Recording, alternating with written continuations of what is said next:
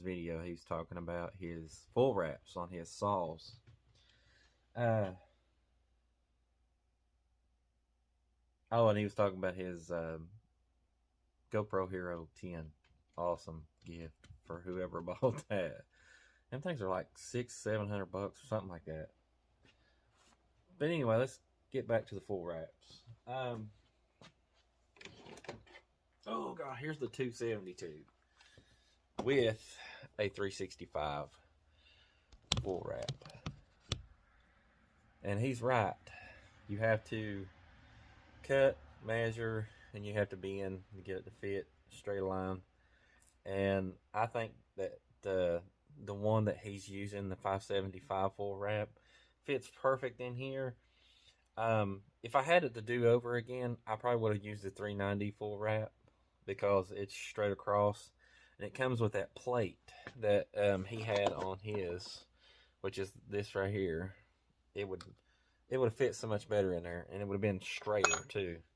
But what was it, half a year ago or something like that, I seen a video on a guy that did this. So I was like, you know, they're cheap, I'll buy another one, cut the weld, modify it, and stick it back on there. I mean, it does work, but like he said, you have to make it work. Now down here on this side, there's not that much modification that goes on right there, because really the only thing you got to do is cut it flat, and it fits right in the two holes that mount to the tank right there. Perfectly though.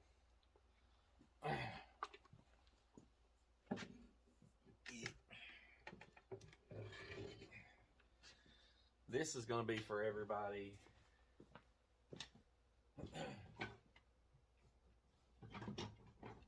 If I can dig it out. Okay.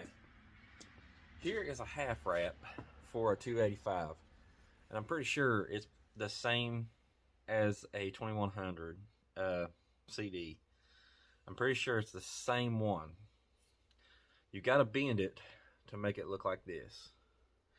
And you also have to bend it up to make it look like this. So what I did, oh God, is I took a 390 full wrap and I bend it back here to make it look like that bend right there. And that bottom bend where it flips up, honestly, I just bend both of them up. I drilled a hole right here because there's a hole here. I drilled a hole right here, and I honestly, only thing I did was push it over, put the bolt in, and it went in. I mean, it was really simple to do. The only thing I wish I would have done is on the clutch cover right here, where the handle is. I wish I'd have took me a Dremel and Dremeled out just a little bit, a little tiny spot of it, because yeah, you do get a little resistance when you put the clutch cover on. But for a modern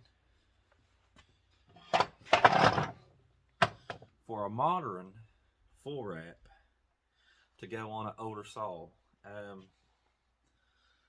think it's awesome because really, I mean, the way these are made, they're not much different.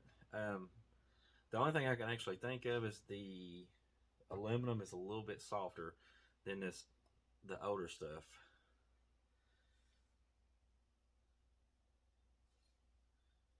Wow, this has got a date on it. It says 1985. I never knew that. But yeah, let me point you guys down so you can have a look.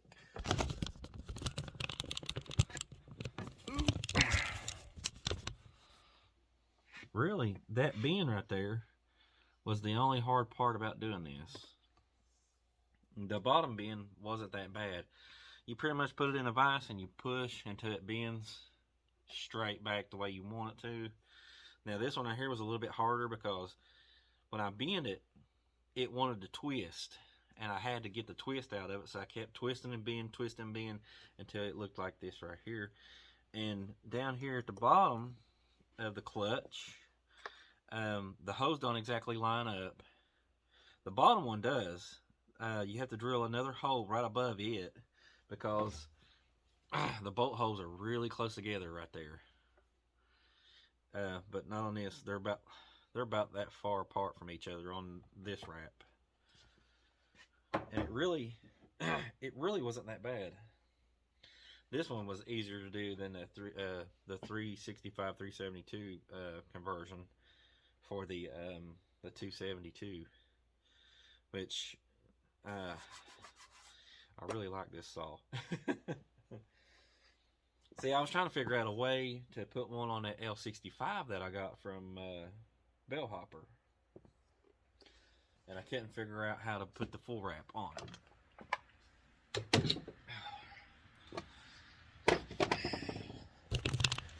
Oh. Maybe I'll come up with another alternative for that saw.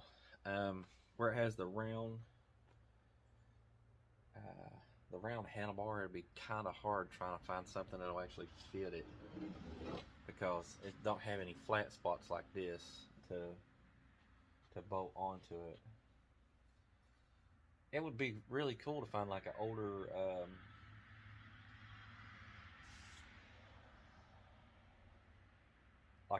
handle, an older full wrap handle, and like customize it. That'd look pretty cool on there, but I ain't gonna do that. I did try to do a full wrap on the VI-130. This is as far as I got on that. I got this to slip onto the bottom, and this right here to slip onto the top, but every time I tried to put the bolts in, it wouldn't line up. So I couldn't get it to work. It always wanted to push one of these up or down to keep from the bolts going into it. It's actually kind of hard to do. It didn't want to go on at all. What I really thought about doing was cutting like around, well, cut a slit here and a slit here and just slide it over top of the handlebar and just bolt it in from there. I mean, it would look cool that way, and it would still be a full wrap, but it wouldn't be like bomb proof or whatever. I wish I had a daggone a way to solder these together, because that's really what I would do.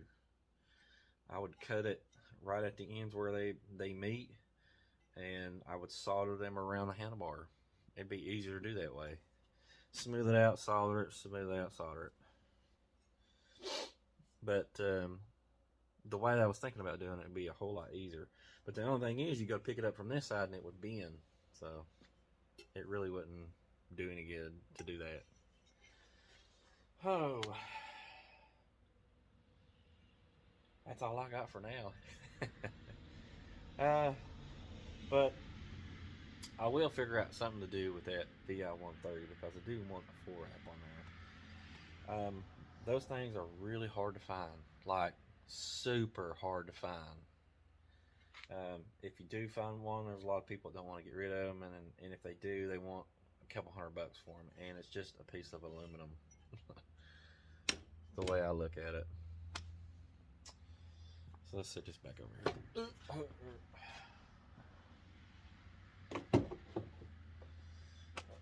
I know another thing that I'm going to do is my ProPack 700. I'm going to try to find me a cheap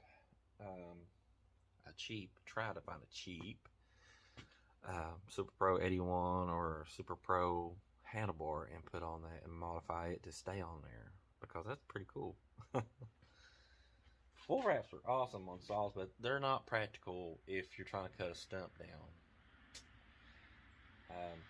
Like I always say, if you're going to cut a stump down, get you a stump saw. But until the next video, you guys have a wonderful day.